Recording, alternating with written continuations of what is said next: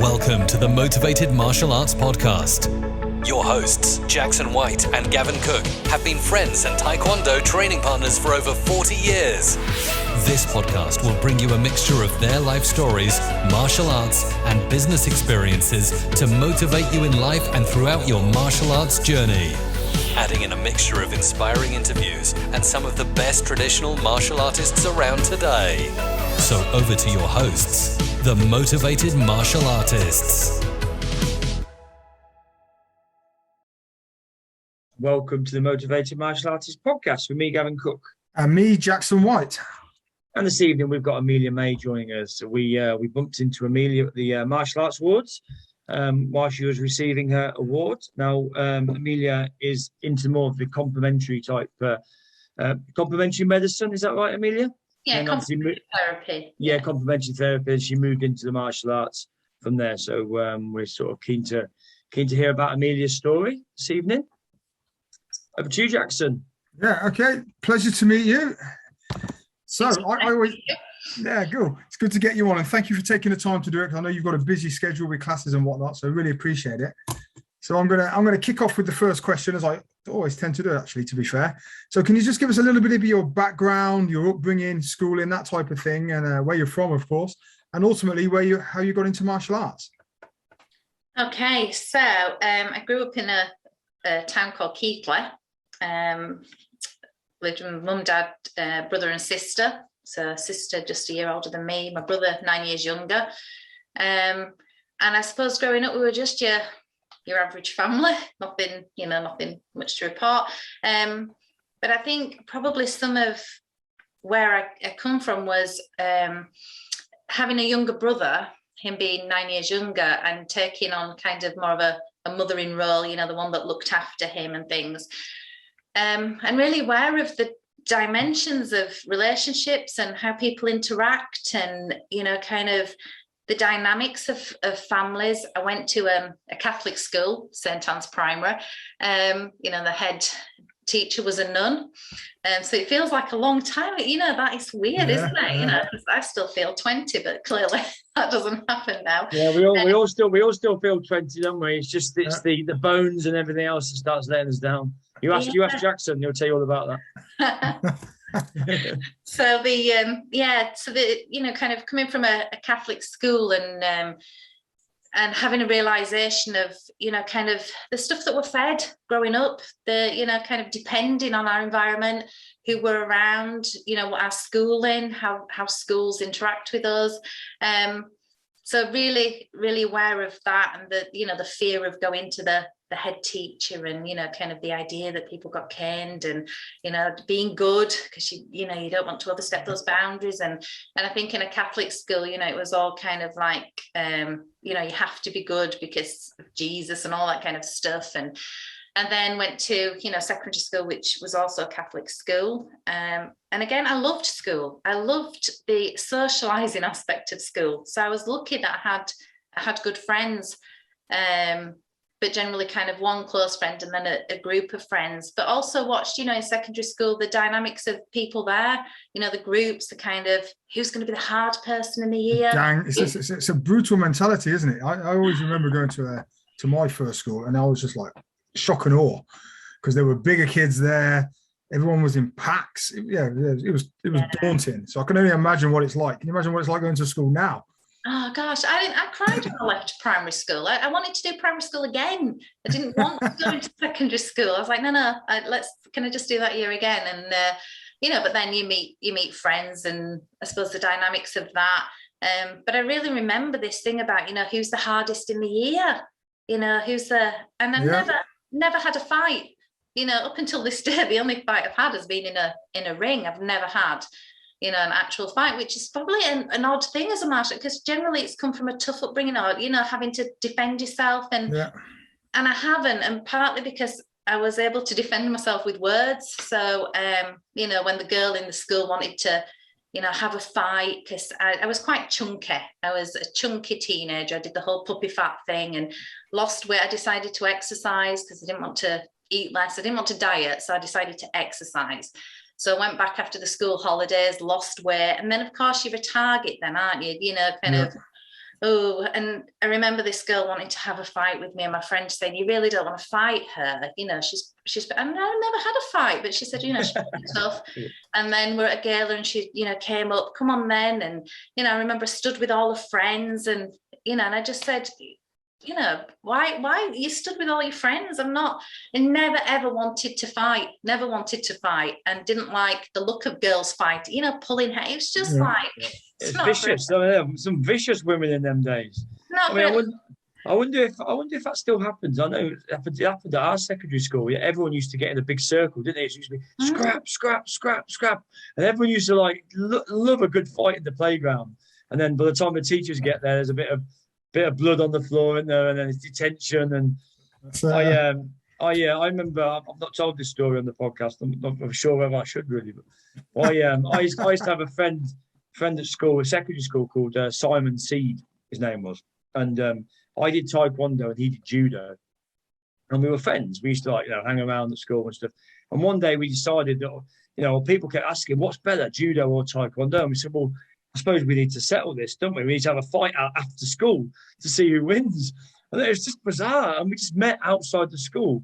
And I had never, ever punched anybody before until I've never, obviously we used to spar in class with pads and stuff on, you know, but I'd never had to actually physically punch somebody in the face or ever get punched physically with a bare hand. Oh, you're used to it now, aren't you? Every time. Yeah, well, I'm used to it now. Yeah. And I remember, and I was just playing around with him. I didn't think it was actually real. And then he just punched me right in the nose. And that was it then. And they all just going for it with each other. And I remember he grabbed me and threw me to the floor, and then was fighting on the floor. Next thing you know, everyone came round and scrap. And then the teacher came out. I was like, well, Mr. No, it's all right. No, it's all right. We're friends. And we sort of said, oh, no, we're friends. We're just trying to sort out a dispute. So what was better? Oh, Taekwondo, obviously, mate. Sorry to interrupt your story, mate. That just took me back into my past then. Yeah, well, we did have that, didn't we? Schools meeting and, you know, kind of having those fights. And I always stayed away because of the adrenaline. And, you know, any conflict, I'd get a real, like, rush of adrenaline. And, you know, exactly. The flight, just didn't want to be there. If people had arguments, I was scared of drunk people, tramps. You know, as a kid, we had a tramp that came up into the... Are you allowed to call them tramps now? Anyway, as a kid, we called them... Are they homeless people now? Yeah, hobos. So homeless person, but it really frightened me because we had one male teacher in the school, you know, and as a kid, I think it must have been about 7, you know, it was scary. This, you know, it ripped the teacher's jumper side. Always veered away from any fights, any conflict. Like, you know, I'm away from that. So with this girl, it was, you know, a case of not going there. If you want to fight someone, pick somebody else. But I will stand my ground. You know, you're not going to walk over me, but yeah, I'm not. It's one of those things, isn't it? Because the adrenaline you get when there's a real fight, you can't. That's the only way you can really get that adrenaline, isn't it? And I know I say this to my students. You know, obviously I really encourage them to go to competitions and to spar because that's the nearest you're going to get. It's not going to be exactly the same as having that, because it's almost like you get overcome with adrenaline. It's a big dump of adrenaline, isn't it, when the fight starts out on the street? Where with a competition, it's a slow burner. You know, you get nervous throughout the day and you know that competition is coming up. But even so, it's probably the nearest you could get to it safely, I think. Yeah. And I think, so then I stayed on to do A-levels. I was going to go be a midwife. That's what I want to do, medicine, midwifery. And then life just takes its turn sometimes, doesn't it? So I was like, no, you're going this way. And that sent me into beauty therapy and then complementary therapies. Self-hypnosis was quite a turning point because a lot of the things I observed, I think as a child, very observant of energies, people's energies, you know, kind of managing conflict. So not that, you know, I grew up with that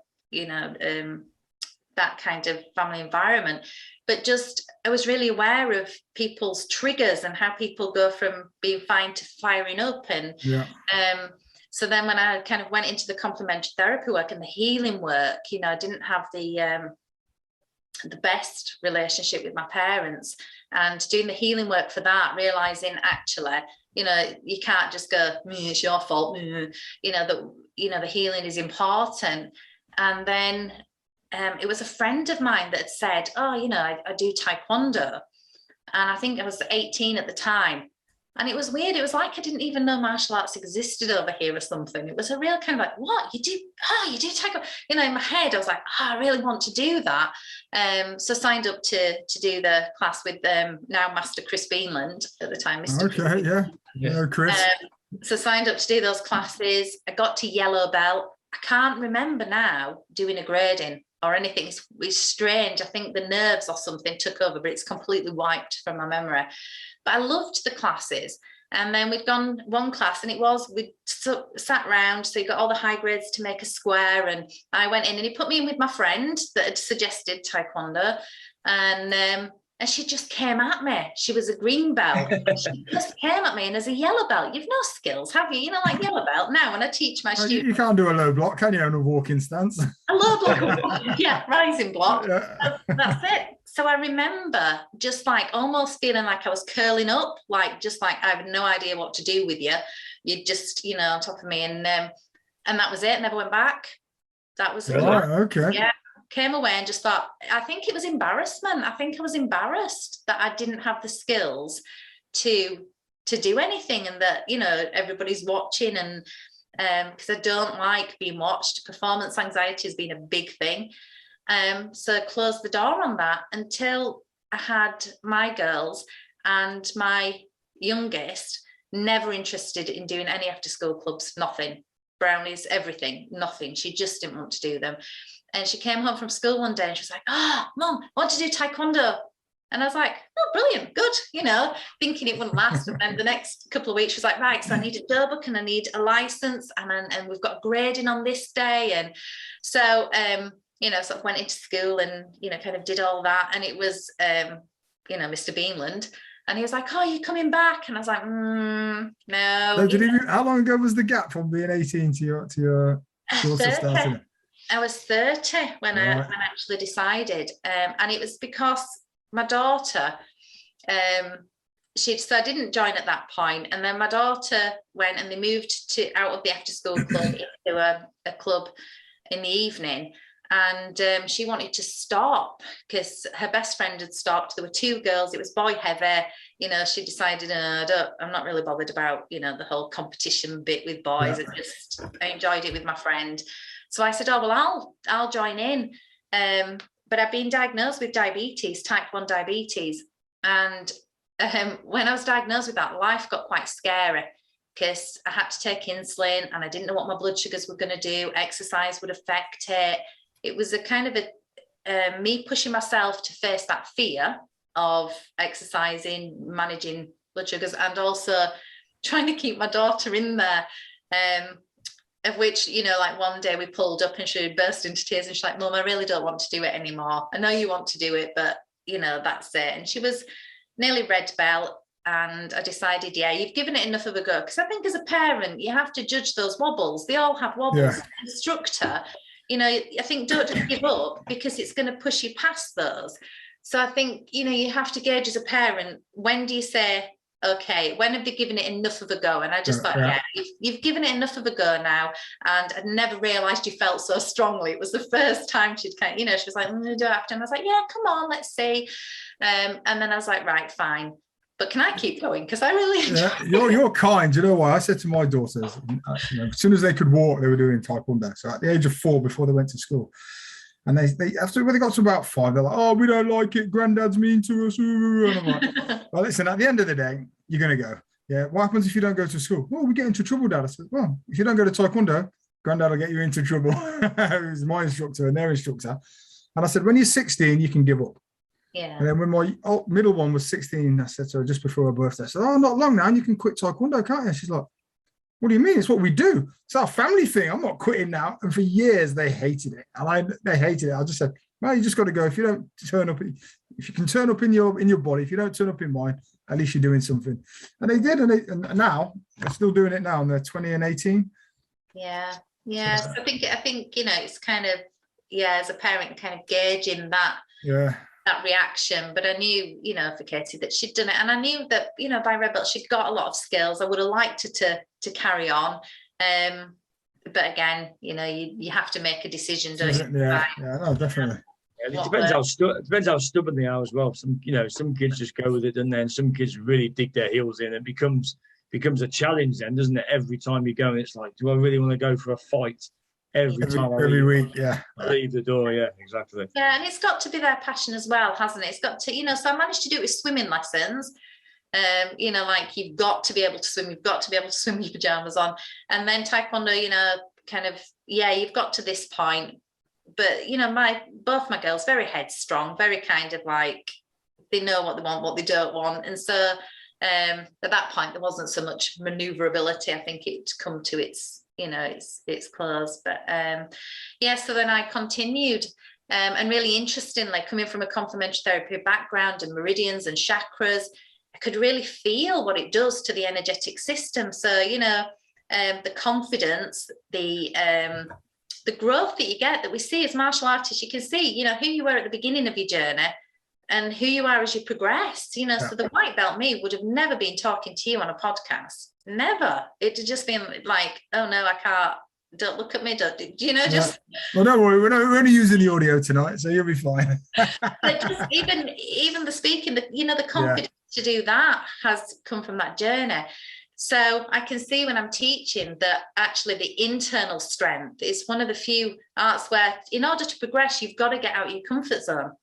Yeah. You know, and that there's that fine line of, you know, if I want to progress, then I'm going to have to do the grading. And it took me 9 months to do my first grading because of the nerves. Don't look at me. I'm a grading teacher. You know, in the end, he was just like, I'm not progressing you any further until you do a grading. That's it. You know, there you go. Just going to have to keep going. Keep that in my office. Comfort zone is a beautiful place, but nothing grows there. Yeah, exactly. It is true. Yeah, and I think, you know, my life up to that point, you know, I always push myself out a bit, but I think I liked the fact that Taekwondo, you can't hide. So the option to hide, even if you're in class, you know, they've got to see what you're doing, you know. Yeah, and you're right. Do you not find it's the incremental bit of any martial art where you just learn that next step? Yeah. And then you think, oh God, I'm on to the next bit. Then you're like struggling for a bit and you get there, then you go again. And all of a sudden you look back down and you think, I'm that different person now. I'm that person that I used to look at when I first came into the class. And now that's me 3 or 4, 5, 6 years on. Yeah. Yeah, it is amazing. And I think it is those little steps. And all of a sudden you're flowering without even realize that you know, that you're being watered and everything. And so that first grading, you know, I strapped crystals to my stomach. And I was like, right, my testing kit's there. I mean, when I look back now, I mean, white belt stuff, I mean, it wasn't it's not that difficult, is it? Well, no word of a lie. I've seen a friend of mine, he was a firearms officer, and he started with his son. His son was autistic, and he wanted to work with him. And this guy hid in the toilets, and he was trembling. And I'm like, what are you doing? You're a firearms officer. No. Oh, and, you know, he was a real. I had to drag him out of the toilet basically and tell him to get up there and man up and show his son the way forward. So it can happen, you know, that even though you're an adult and you're in a, you know, quite a prestigious job in your normal life, stepping out of the comfort zone piece into something which I suppose in some ways can expose some of your weaknesses. Yeah. You know, he had trouble because he was dyslexic with his left and right. So, you know, when we were doing basically Saja Chergi, he was struggling. You know, he had to get out there and overcome those fears. Yeah. And it can do it to the best of us.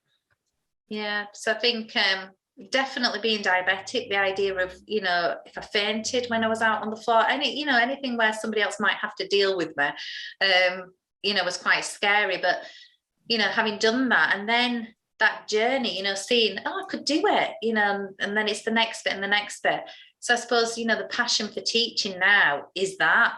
It's that, you know, when kids come in, it's not whether they're going to be the best at, you know, sparring or whatever else, but the growth within themselves. Getting them overcoming their own challenges. I think that's the key thing. You know, I always say to my students, it doesn't matter if you go to the competition and win. It's about, firstly, if it's your first competition, it's about getting there and feeling the aura around you, you know, because there's nervous energy everywhere, isn't there? You walk into the room, the kids are nervous, the parents are nervous, but it's a new environment. There's lots of people in there. So that's to me, that's the first tick. If you can do that, then maybe progress to the next stage, do your pattern. You know, and if you can do that once or twice, I hate doing patterns, so I'm not in a competition, so I don't do it personally. And then if you want to, then you go and spar. Some people can just float through it really easy, but others, each one of those checkpoints is another major hurdle that they've overcome. Yeah, and not to be underestimated. Yeah, so I suppose then, you know, kind of from teaching and I suppose for me, it's always been about, you know, that self-defense is you stop it before it gets close. You know, so the whole complementary therapy is the understanding of energy, people's dispositions. You know, if you can read someone's energy first, and hopefully then, you know, the martial arts kind of, you know, the Taekwondo keep them at legs length, you know, keep you back there. So first of all, just be aware of the environment, you know, feel kind of people's energies. If you can soothe them or you can work with it, compassion, empathy. And then, you know, if there's conflict, then the words come in and the ability to, you know, soothe with the words. And then, you know, if it gets further in, then, you know, Taekwondo legs, I want to keep you at legs length, you know, and if you get closer, then it's Wing Chun. And then hopefully it doesn't get to the, you know, the judo and the grappling and the floor work. But I think that ideally, you know, that presence and the infinite arts and the Tai Chi and the Qigong and the meditation, it's about your presence. I think, you know, often you don't need to have a fight if you've got that confidence, that posture, all those other things, the eye contact. Yeah. And we always say, don't we, Gavin, you know, the most likely people to be picked on are those nervous people lacking self-confidence. And that just radiates, doesn't it? Yeah. You know, when someone walks into a room and they're looking at the floor, you know, they're the sort of people pick out, you know, to try and push around and try to bully them. Yeah. So just going back then, so obviously you restarted. Did you ever do any competitions when you restarted? I did, but I think my first competition I might have been green belt, and I decided to go basically because my blood sugars are unknown when I compete. You know, like I can eat my breakfast, take the insulin, nothing really happens because the adrenaline takes over.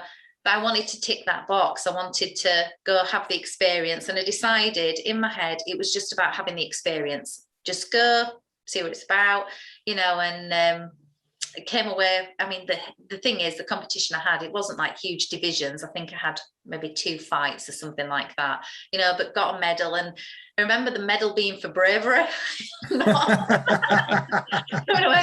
That's a medal for bravery, that one. It's not nothing to do with, you know, kind of the sparring. That was just bravery. Well, you've got to be in it to win it, haven't you? You know, you've got to be brave to even get on the mat, to be fair. Yeah. So, and then, you know, did a couple of competitions, but I think because of the diabetes, it was like trying to manage that. And then I did do a competition as a black belt. Okay, before you go on to that, let's just talk about your black belt grading. So where did you do that? Well, interestingly, I did I did 2 black belt gradings. Okay. I did 2 black belt gradings. I did 1 black belt grading with Chris Beanland, that was the TSX.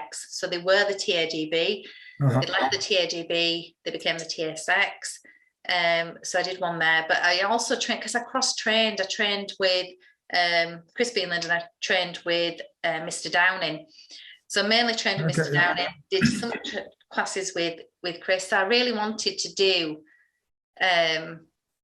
both gradings. So I ended up, Mr. Downing was with the GBTF, with Mr. Lawrence and Master Morgan. So then I did that grading as well, just literally 2 months after. So how did you find them? Was it everything you expected it to be, or was it actually, I thought it was going to be harder?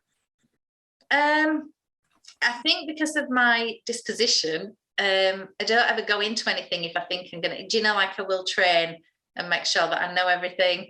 Yeah. And so I think when I went into both gradings, I knew my biggest thing was the performance, the performance anxiety. So the actual knowing the stuff is never really an issue. Being watched is an issue. So, you know, kind of knowing everything, fine, but putting me in front of, you know, a panel or people watching me, then, you know, the adrenaline and the body shaking and the, you know, that side of things I find hard. So I'm due to grade for my 4th Dan in next month. And it's that same thing again. I'm like, oh, it's that being in front of people, being watched, being judged. It's hard. It is hard. Yeah. So it never goes away, does it? You feel great when it's over, though, don't you? It's that feeling, when you've just performed, you feel like you've done everything you need to do. You got your patterns right, you've got your set sparring right, you've done your sparring, you've got all your line work right. When you walk off the floor, it's a nice feeling, thinking, I've done that, I've nailed it. Then there's an evening of anxiety waiting to know officially. Yeah, exactly. Yeah. So just talk us through some of your coping strategies, because I'm sure lots of our listeners experience exactly the same thing as yourself. So just take us through your routines, how you coach yourself to get onto the floor and then give those performances. Well, it's quite nice now because I'm at a place of, meditate daily. So meditation is just, it's just a given that doesn't change. The infinite Qigong and Tai Chi practices daily. Okay. So did you know meditation is a habit of the 1,000 most successful people in the world? Minimum of 10 minutes meditation per day of some type of description. Yeah. So activity. I teach meditation. What about watching Netflix? Is Netflix on there as well? No, Gavin. Netflix is on the 0.0. Count me out there. No wonder I'm skint.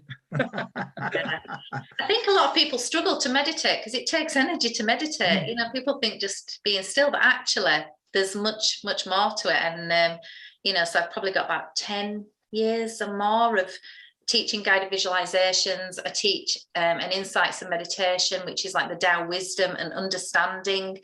It's not just closing your eyes and, going into this lovely place. It's doing the work. It's looking at your fears, looking at your strengths, looking at your life, kind of dealing with everything internally, because actually the external is just an illusion. It's just a mirror of the internal, how you, take things, your response to things. So the meditation practice and that ability to stay really centered. So everything's much more in perspective, because, anything that we're dealing with externally, grading, whatever else, it's no big deal, is it? Yeah. You've still got the same mind, haven't you? You've still got the same mind that controls you. But I heard a story once. I mean, you may have heard the same story, but that there was some guy, and he got put in a prisoner of war camp or something like that for like 3 years or something like that. And this guy was an avid golfer.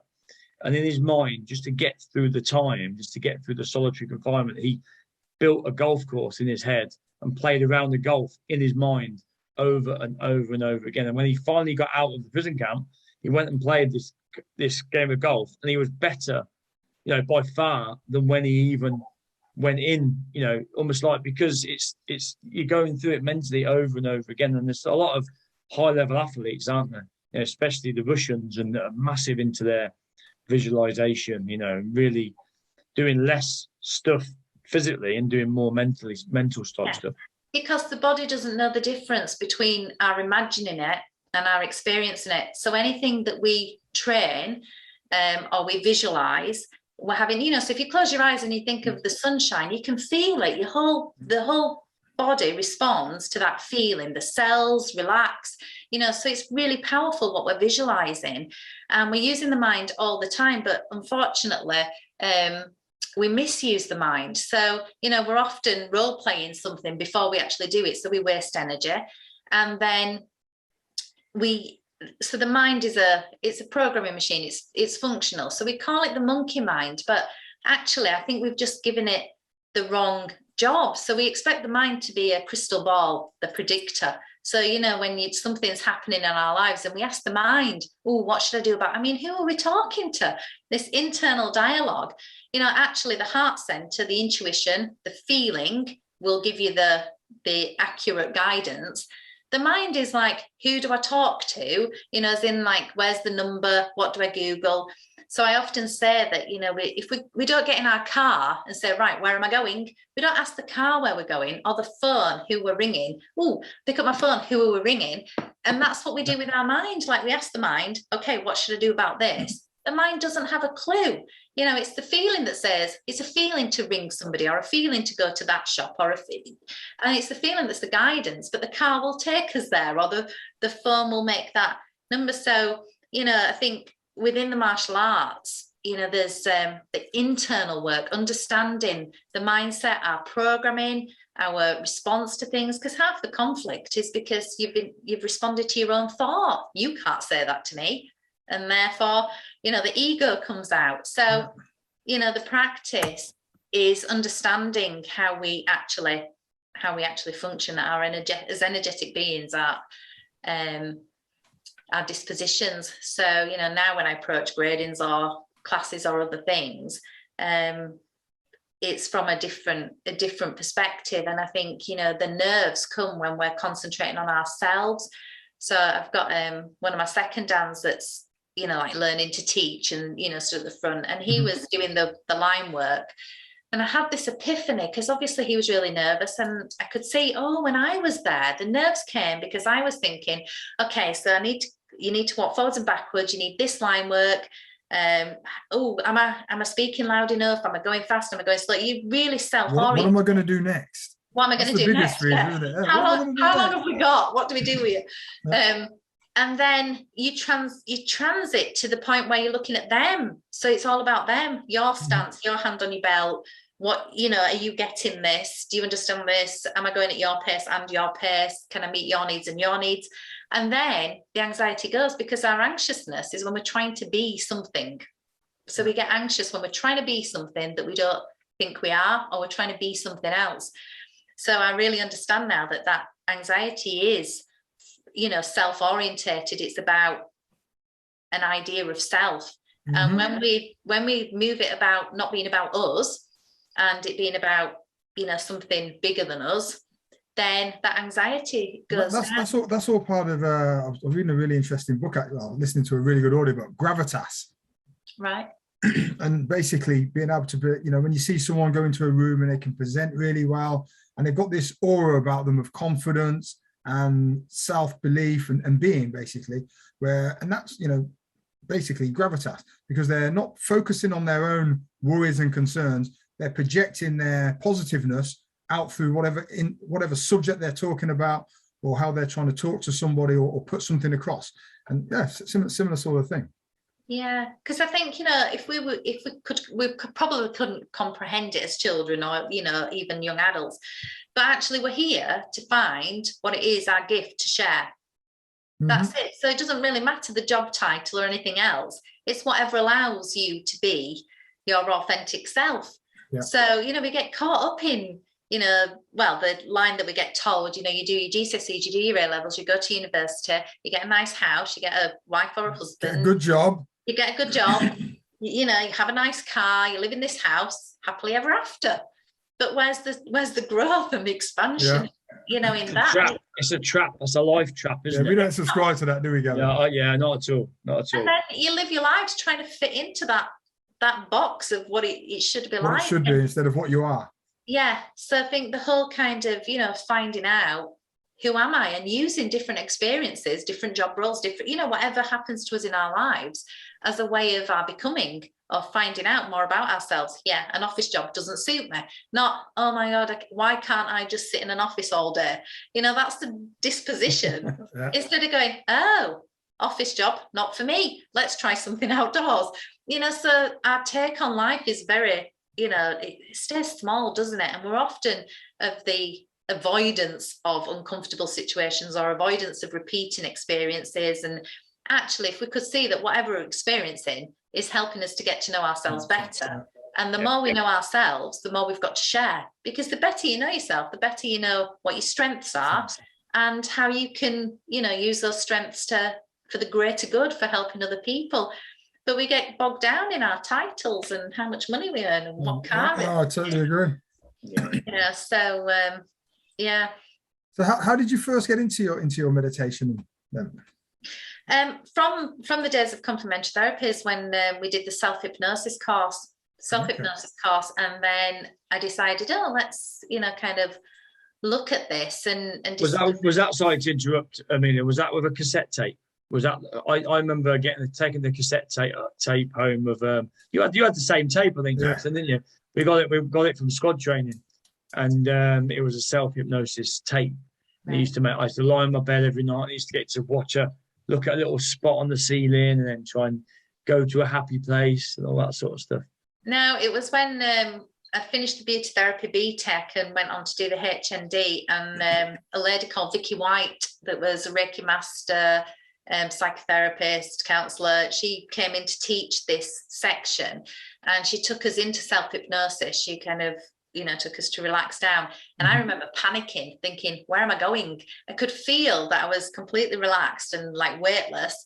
And I remember thinking, oh, what's happening? But then it intrigued me as to, oh, hang on a minute, I've not experienced that before. So never done a tape. I never, never kind of looked into other people's meditation, just followed that. And then I think it might be in 2008, I went to a lady in Harrogate called Anna Louise Hay, and she did a guided visualization course, so how to teach guided visualizations, which then added the, you know, so you can assist people by creating a vision, and, you know, so the response to that.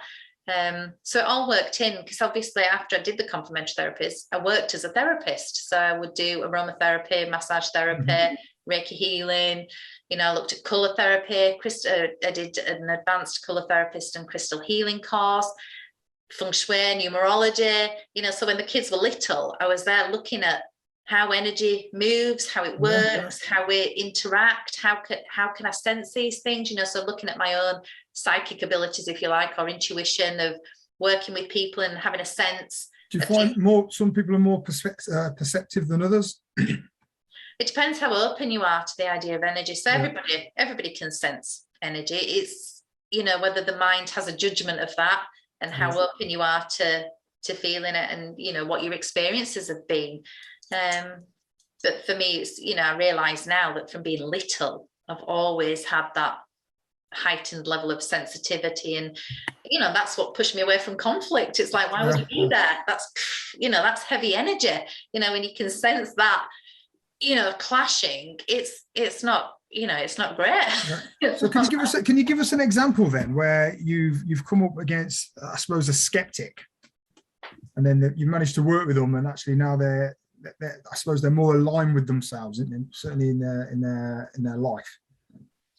I suppose a lot of people that cross my path that I've talked to, just maybe because I have a very down to earth, maybe because I'm a skeptic myself, really, a very down to earth way of, you know, kind of anchoring it in. So I'm not a fan of like the hairy fairy stuff, if you like, or, you know, it gets all a bit lost, and is it of any use? So for me, if it's practical and there's some use in it, and it's understanding how we interact as human beings, and, you know, kind of how we assist each other, then that intuition is really important, because it's the difference between taking something personally and realizing that's not personal, that other person has, you know, something else going on. So I suppose the people that I work with, is probably a very subtle way of working with them. I think I did have one client once. He was a lady's teenage son, and, you know, kind of worked with him. And then I'd often get like a message or something for them to work with, was part of the healing. And he just looked shocked, because he was like, have you just read my mind? Right. And so I found there was a phase at which I kind of had to be careful that people didn't think, and I was like, I'm not reading your mind. It's your energy, you know, like your energy is saying there's certain things that are part and parcel of how we heal. So Anna Louise Hay does a book on the body speaks the mind, you know, so areas of the body will say what the emotions are that you're holding on to, what the mindset is. So I suppose once you understand that, then it's very practical stuff, you know. Okay. So let's just swing back to martial arts again. That's really, no, I find that really fascinating. And like I say, I'm not a big meditator, but I'm getting into meditation. I think it's a great habit to practice. And my girlfriend's always telling me off for not having enough quiet me time. Yeah. And getting back to myself. So from the Taekwondo then, obviously your complementary therapies. So what are you doing now with your martial arts? Obviously you're combining everything together, and I suppose you're not just practicing, you're obviously teaching as well. Yeah. So I got my black belt in 2014 and just knew I wanted to teach. So I went off to China to train with the Shaolin monks over there for 3 weeks, which was... Okay, can I just, how did you do that? How did you find out? How did you research to go and do that? Well, this is it, isn't it? It's like it just comes to you. So the more you meditate, the more you do the internal work, you send out a request and there it is. So I was in the Tai Chi class and one of the ladies said, oh, my girls are going to go to this Kunyu mountain and do martial arts for a month. And I remember stood there going, I really want to do that. And then I thought mountain, awesome. testing kit, diabetes. And then I was like, no, I'm not using it. Do you know, so I said to her, you know, what is it? Where is it? So looked into it. I mean, I'd only ever been on holiday to Italy because my dad's from Italy. And I think I've been to Portugal and Tenerife, like not really well traveled. And I was like, no, I'm gonna go to China on my own to China. So looked it all up, got the, you know, everything that I needed. And I remember the class before, you know, I was training and they were like, okay, have you bottled it yet? And I was like, nope, I'm going. And my friend that took me to Manchester Airport. And I remember thinking, just get on the first plane. That's all you have to do. Because once you've got on the first plane, there's no coming back. That's it. You're on the plane. So I went from Manchester to Beijing to this internal airport. And then the interpreter picked you up. And then it was like an hour and a half's drive. And I got there and it was like camping indoors. I mean, I was like, oh, you know, just like bed with, well, I thought they'd given us a towel, but it happens to be that's your cover. Oh, your cover. Yeah. I was like, oh, great, we've got a towel. And then going, where's the bedding? No bedding. I mean, sounds like Squid Games. It was the most amazing experience. And I was thinking, okay, so because I need to put my insulin in the fridge. And I was like, okay, so where's the fridge? And they're like, oh no, we've got the shop. So I had to keep my insulin in the shop fridge with the ice cream. And then arrived there, you know, it was the first time I'd left my daughter's, but the phone wasn't working. I had no mobile phone connection. It was 3 days before I could speak to my daughter to say, I'm alive, I'm all right. Yeah, I'm arrived, okay. Yeah, but the training was brilliant. You got up and you could do Tai Chi at like 5:30 in the morning. Then the masters would all gather, so you were given a master depending what you wanted to do. I decided I'd do Shaolin Kung Fu, but you could have done Wing Chun. There was, you know, everything, and you'd get a different master. We went for this run. You did a run, came back, and then you'd do your different kind of whatever you'd chosen to do. Have some lunch, have an hour, go for another run, and then do the next part. And then 2 nights a week you could go learn Mandarin. Wow, that's difficult, isn't it? I went to the Mandarin class, but yeah, energetically, I mean, the training was just exhausting. So trying to think, and you know, I mean, Mandarin's not easy anyway. So I didn't last very many classes, but met the most amazing people that traveled from different places. I did a guided visualization one evening for one group, and then another evening somebody else was talking about their background, and I'm so glad that I did it. And then, you know, the day to leave, there's no interpreter there to take you to the airport. You know, you just phone a taxi. And I remember getting in the taxi, showing him this piece of paper because I could only say hello and thank you. And like, this is the airport. And then on the way to the airport, the adrenaline, because I had no mobile connection, and my mind was saying, if something happens now, what are you going to do? Who do you ring? And just like praying. And then I got to the airport and my flight had been cancelled. And I was like, oh, so not delayed, cancelled. And I remember, you know, from my training, it was like, okay, stay centered. Everybody is here to help you. You just got to choose somebody. Everybody in this room, I stood there for about 5 minutes telling myself, everybody's here to help you. Anyway, I chose this security guard and they rushed me through and got me onto that flight, and then we got to Beijing, which was packed. So even if I'd have caught one flight, I'd have missed the next one. And got back, and I remember my friend saying to me, he said, I hung around for a while because he said, I was sure you were going to come back out. I was sure that you were going to get on that one.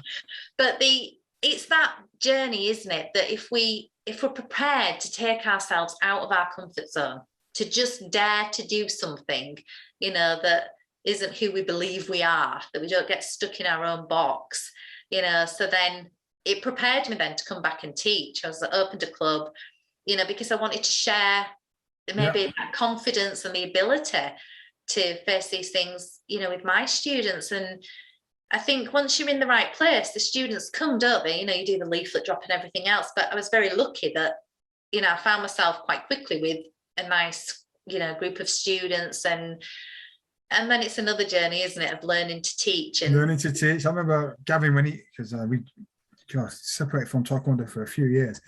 And do you remember I had my club, Gavin, and you started yours. And after about a month, he said, "Oh, I've got a headache. I can't get rid of this headache." And I'm like, "Oh, where are you getting it from?" From the anxiety of teaching, wasn't it? Yeah. Subliminal, you know.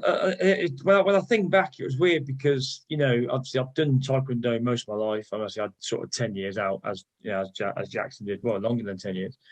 And I got back into it, and I wanted to open my club. But you want to be good at it. You want it to be successful, and you want to be the best you can possibly be. But up until that point, I didn't really know if I was going to be a good teacher or not, because I'd never had my own club. I taught in the class, but I'd never. And you're there. You had to take responsibility, did you? Because there's always someone else's club. You could just dip your toe in and dip it in and out.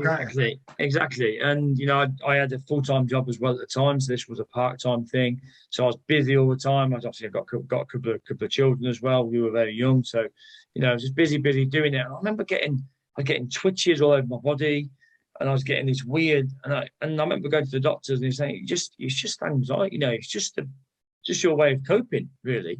You know, it's just getting anxious over your classes, and obviously that sort of disappeared. I remember when you came to me and I was trying to coach you through it. There you were. You was just like, get on with it, Gavin. Just manner. Yeah, exactly. Put my arm around your shoulder, got you in a headlock, and so I just said, get a grip. It's weird, isn't it? I think when you want to do something so much and you want to be good at it, and you really, you put yourself in that position. Now I just, you do it without even thinking. Without even thinking. Getting out of that comfort zone again, isn't it? Yeah, exactly. Yeah, because I think I had like a few experiences that probably led me to that point of being able to do it. And one of them was I separated from my girl's dad. And, kind of at the time, I was just housewife doing odd, therapy work. So didn't have an income or anything, and just made this leap of faith. And the Christmas before my black belt grading, I'd borrowed some money to pay for the rent. My car had got written off because this man all the bad things come at once, don't they? Yeah. So sort of 3 days before Christmas, waiting for the house to sell, because once the house sold, then I was going to get half the house. But I had no Christmas presents for the girls. I had no car, and I needed 6 months rent to pay. And at that point in time, my mind took me to, living in a cardboard box with a little, I had a fire in my visualization. So that was a fire. Do you have a dog as well? No, I didn't have a dog. But it was that typical where the mind goes. But, then thankfully the house sold, I could buy a car. But I think when you've been in those positions where it's just faith, pure faith, that you've just got to trust that the next thing will come. So when I was in China, I was thinking, oh my goodness, 6 months ago, I was having waves of adrenaline because I didn't know where I was going to live, what I was going to do, any of that. And then, kind of going into teaching, I did used to get those, like 2:30. I wasn't teaching till 5 o'clock, 2:30. I'm like, and I remember ringing Mr. Lawrence, Roger Lawrence, and saying, when does this stop? When do I, it's 2:30 and I've got like butterflies, and it is because we want to be our best and we want to do really well. But that first class, when they're all white belts, nobody knows how to hold a pad.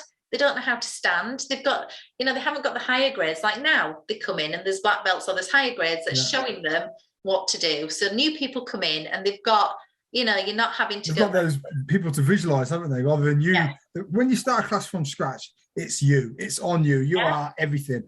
I always goes back to that one comment: in the land of the blind, the one-eyed man is king. Even if you don't know anything, you know more than them.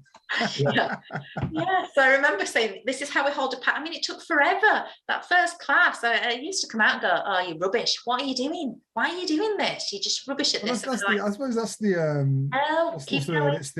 it's the training, isn't it? It's the baptism. That's the word. When you're teaching raw people, and I've done the same. Gavin, you've done the same. When I started my class, I started it from scratch. There was no colour bouts in there. It was just me teaching a group of 6 or 7 kids. You know, they don't know anything, but you bring them on, and it's all part of the, I think, part of the experience of becoming an instructor. If you do it from there, I think it's a good way to do it, because you learn a lot of key skills, interacting with people, you know. And certainly one thing I found, you can't teach the same thing to 6 kids or 10 kids and expect them to get it. You've got to have 7 or 8 different ways of teaching it for them all to get it to the same level. So it's, you know, I think it's part of the growth.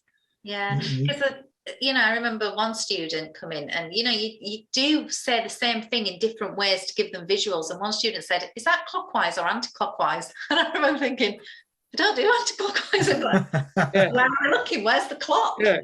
God knows I've got a digital watch. I was like, I don't really know. And I think the whole Zoom experience was that as well. I mean, the skills as a teacher through Zoom, you know, kind of, that asked much more. You know, I remember bringing a pad out and going, right, that's about, you know, trying to be as, you know, ingenious as you could be. And it's another level of learning, wasn't it? Oh yeah, fantastic level of learning though, to kind of navigate a school through the Zoom period. I think you do grow as an instructor, and you kind of, your skills. I was at the end, towards the end, I was like, I can't take any more of this. You know, it's just, you know, obviously we started with 2 months, and then 3 months, and then 4 months. It's like, you know, if this goes on any longer, you know, and you started to see at the beginning, it was great. I used to do like 3 classes a day. You know, you used to have the Joe Wicks, didn't you, 9 till 10, and I used to be 10 to 11. I used to be there, and I used to maybe have 20 kids all in their ninja uniforms waiting for Mr. Cook to come on. You could see the parents encourage them in the background, and they loved it. I remember thinking at the beginning, this is awesome. I'm getting paid. I don't have to leave the house. I ain't got to cart my pads to the village halls anymore and do all this sort of stuff. But then, sort of 6 months on, it's just like, I can't do this anymore. You used to be texting me, Jackie, can you do the class tonight? I'm like, no. I really need you to do it. So I had to rope my daughter in, and she at first was like, no, I don't like doing these. But again, towards the end, she was great at it, wasn't she? Just brought her out as another level of an instructor. But it challenged the students, didn't it? Because you know, I don't know about you, I got students like, no, I'm not doing Zoom. They didn't like the idea of being watched, or, you know, then some of them came around to it. I think the higher grades struggled more because you can't spar, you know, the stuff that the fullness of Taekwondo. Obviously we were very limited as to what you could do. 2 steps forward, 2 steps back. Turn to your sofa. No, the other sofa. Is it no, whatever that is in the corner.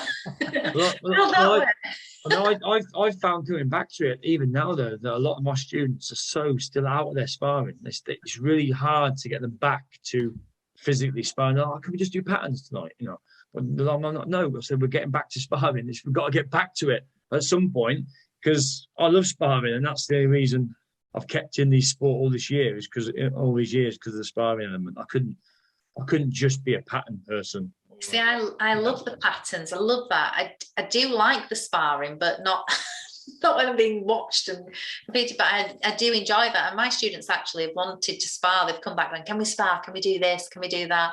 Which is, you know, it's nice to see that enthusiasm and, you know, kind of, They just miss punching someone in the face, haven't they? No, you just miss being punched in the face, Gavin. Yeah, that's it. That's the problem. I've not been allowed to travel. All my students are older and stronger now, and I'm 2 years older and slower. It's like... So, Emelia, as the motivated martial artist, we always ask, what motivates you? And what makes you get out of bed in the morning? What keeps you motivated? I think it's the love of the journey now. I think, you know, kind of the martial arts mixed with the Tai Chi, the Qigong, the meditation, the growth and expansion, that every day our opportunity to shift perspective, look differently, to share, you know, what it is. And I think for me, it's that sharing and that, you know, kind of assisting people. You know, I do really enjoy teaching the insights of meditation, and I teach a Tai Chi Zoom on a Friday, and I teach an in-class one on a Monday. And they're kind of separate because the syllabus is so full for Taekwondo that I don't know about you guys, but I never finish on time. I'm always like, oh, is that the time? You know. You never get through enough, do you? Yeah, but I suppose I do bring elements of the, you know, kind of maybe the Tao wisdom or that kind of, I've done some butterfly sweeping with them or bits of meditation, but it's just so it's just so full that, you never get through everything. But I think that the motivation is to grow and share, isn't it? Expansion, share what you've learned, expand some more, share what you learn, but never stop expanding. Don't, always continuous development. Yeah, and the moment I realise that there's something that scares me or I'm holding myself back, then I have, it's kind of like meditate, look at what it is, what's the dialogue, because it's only ever a belief that's stopping us. That's all it is, a bit of programming that says, the only thing to fear is fear itself. Yeah. When everyone's scared to jump across the other side, but once you've jumped, you look back and think, what was I worried about? Yeah. And we do that in all walks of life, don't we?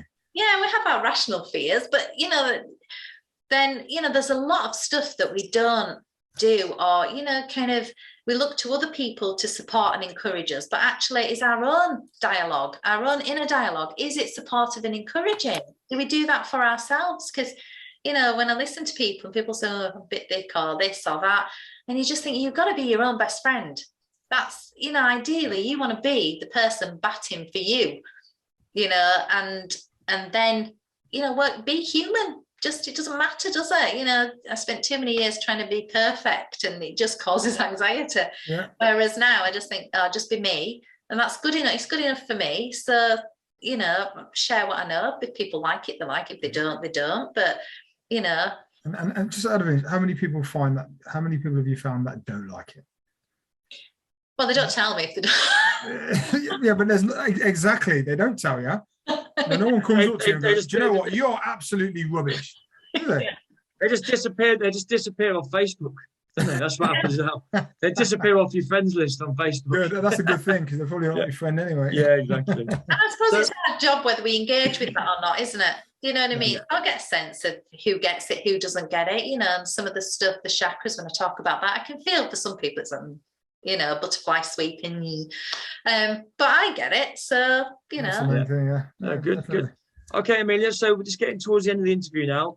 So one question we always like to ask our guests. So, obviously, given, all the everything you've done for your life, what advice would you give to a younger you? If you could speak to that, I don't know, that 15-year-old girl or 10-year-old girl, or what advice would you give them? Going forward in their life? Just say, don't worry, you'll get there. We can't change our program. I mean, that's the thing. The process of becoming means that we've got to feel the highs and the lows. There's no avoiding it. There's no other. We couldn't have done anything differently. So, if I went back to my 15-year-old self, I'd be just saying, fine, you've got this. Just, trust yourself. Go for it. It would be encouragement and support, because, there's nothing in my past that I would do differently. Nothing, because it's all been instrumental to learning, growing, becoming more, understanding more. Yes, some things I would have rather not experienced, but that's everybody, isn't it? And I think, from now till the day I die, you're going to get highs and lows. That's just life. So I think, I don't think there is any advice, because then, for example, if I just said to my 15-year-old self, don't worry about, performance anxiety or not being able to, be watched, whatever, because, in however many years' time, you'll be getting an award at the martial arts show, you'll be talking on a podcast, you'll have your own school, you'll be, performing at the martial arts show. And it just scared me to death. Are you going to be performing next year? They've asked me to, so yes, yeah. Cool. Performing, so yeah. We'll be there. We'll be at the martial arts show next year. I look forward to seeing you then. Actually, meeting in real life, right? Yeah, it'll be good. Yeah. Okay, do you know what, Emelia? It's been absolutely fascinating listening to you and speaking to you this evening. So I really appreciate taking the time out to come and speak to us. Oh, thank you. My pleasure. Great. So, good. Thank you, Emelia. Thank you. I hope you all enjoyed this week's episode of the Motivated Martial Artist podcast. Don't forget to check out our Facebook page and our Facebook group, the Motivated Martial Artist podcast. And don't forget also the Motivated Martial Artist Instagram page. So head along for some extra content, interviews and much more. So until next week, it's bye from Jackson and Gavin, the Motivated Martial Artists.